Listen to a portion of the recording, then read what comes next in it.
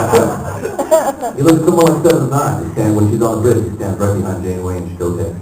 He pushes buttons kind of like this.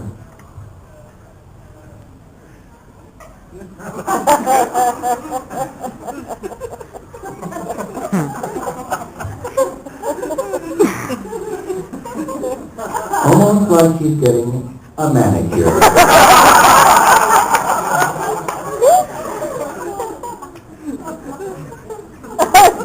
You watch Janeway. Janeway, she's sitting down on her chair. And when she pushes buttons,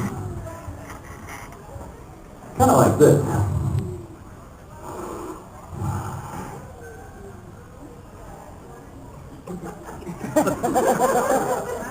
She has this look on her face, I swear to God.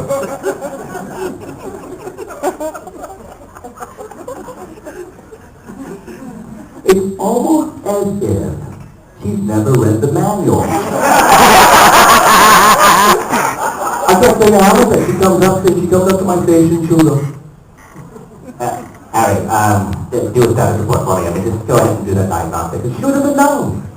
Voyager was the first mission for that class starship, so it's very possible she didn't catch up on her reading, and she didn't get the message out present. Now, Chakotay, if you watch him pushing buttons, he pushes it a little bit more like this.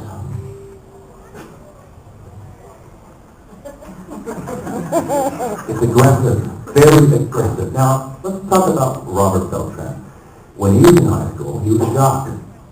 He was the football quarterback of the football team. So in essence, this is an extension of his high school career when grabbing other kids and giving them nookies, okay? Picking up on the left advantage kids, yeah. Now, if you watch somebody, Robbie McNeil, Tom Paris sits there at the con, he's basically flying the ship, and he'll do this.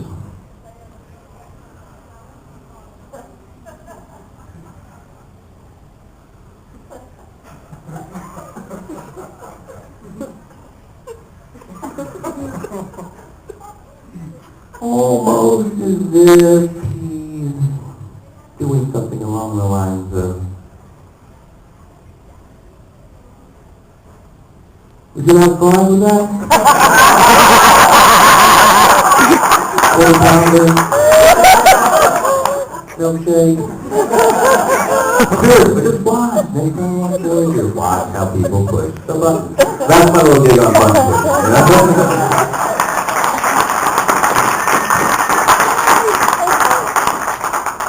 All right, any questions? Let's open it up to anybody. I'm sure somebody has a burning something to say. Yes, please. Do you push the button?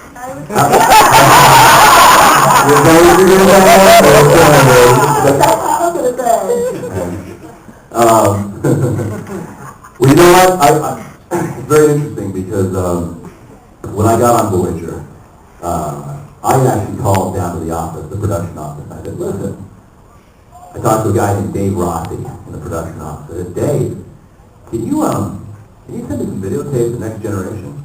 He's like, why? I'm like, I just want to see how they're pushing buttons. I'm a very thorough actor. I want to get every detail down. He's like, what? He's like, haven't you seen Next Gen? So then I told him the story about what happened with my Next Gen thing. I mean, when Next Gen first came out, I was in college. And I turned that TV. I was excited. I've always been a sci-fi fan. So I was excited. Hey, Next Generation. All right, let's see what this is all about. Season 1. Turn it on. It wasn't the pilot episode. It had already been running for a bit. So I turned it on. And this episode comes on. And I will tell you right now, it is probably the worst written Next Generation episode in the history of Next Generation. It's called Code of Honor. It's about a planet of turban people, okay? Right? They're all African-American turban people, okay?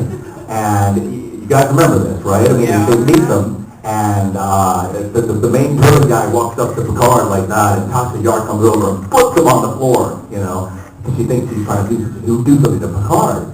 And then Picard is, I'm sorry, this is my security chief, and then the main turban guy goes, your security chief is a woman? And I go, oh my God. And it's horrible. And then they have this dueling thing where Tasha Yar has to fight the turban woman, in this cage, and I thought it was the worst thing I'd ever seen. It was garbage. Turn the TV off. Very disappointed. 6 months, 3 months, 4 months later, I go, I gotta give it a chance. One more chance.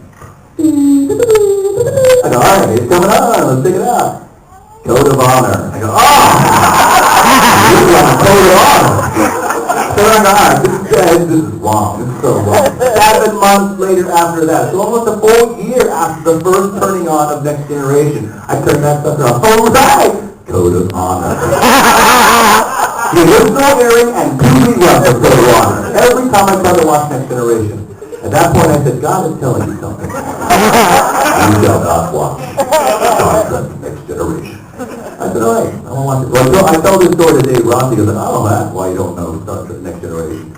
So he goes, no problem. I'll send a bunch of videotapes down. You can watch how they push buttons correctly, whatever, you know. Do your thing. So he sent 5 videotapes down to my trailer. He got a little post-it note on there. He goes, I sent you one from every season of Next Generation just to show you how the actors are. Start with the videotape number 1. I pop it in. Code of Honor. I saw down to his extension, right? He noticed me reading my extension from the trailer. He answered. He didn't even say hello. He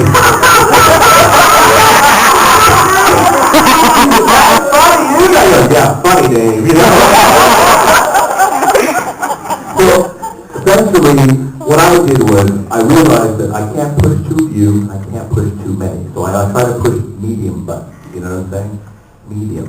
And it's funny, when I watch Galaxy Quest, you remember how they did that? We modeled this so, you know, the movements after what you did on the show. I go, oh, I would be so screwed. I'm thinking guys are like making a Christmas tree design, like, hey, this is where a light would go here, and so, you know, it was just nothing, there's no rhyme or reason to what combination of buttons I pushed to do some type of, you know, hey, whatever job I was doing at the time. So I thought, wow, if Galaxy Quest really happened in real life, oh boy, we'd be in trouble. Get the guy from the Pinata movie, he'll know more, you know. Not me. So I think about medium. I don't go for too many, I don't go for too few. Another question was over, yeah. Okay, you told us a couple of other people's ideas of what type of pranks they do. What type of pranks do you like to do? What type of pranks do I like to do, or do I like to do?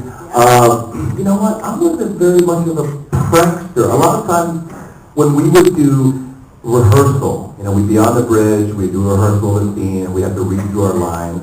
I didn't do a prank. What I would do is I would end up reading my lines in other people's voices. So I would sit there, and then the captain would be like, you know, Janeway would go, and again, that's the boy. And I'd sit there, and I turn to her in Sulu's voice and go, you down the 60% captain. Like that, so I would do that. And then everyone would say, they start laughing, you know. But then, or I would do something, you know, an accent, you know, shoot down the 30%, I guess I'm not here, that's not exactly what is happening. So I would do like accents or like ethnic accents. So that would be my thing. I mean, what I would do goofy things. Like one day we were so bored on the set. I walked over to Robbie McNeil, and our comm badges are little plastic, you know, molded plastic comm badges that are attached by Velcro. So all you do is go, comes right off, right? So I walked up to McNeil, so bored one day, I go, pull it off, I step back a step, I threw it, and it went, stuck back on. Hey! It's amazing how little can entertain human beings. You realize that I'm taking somebody's badge off, standing back, and throwing it back on to see it. Okay, so then I was like, all right, that was one step. I step back, 3 steps, I go, right back here, and then at that point, I'm so excited, you know, my passion's coming through, it's contagious. And he was like, hey man, let me try that. So he grabs mine off like that. He misses, it falls off.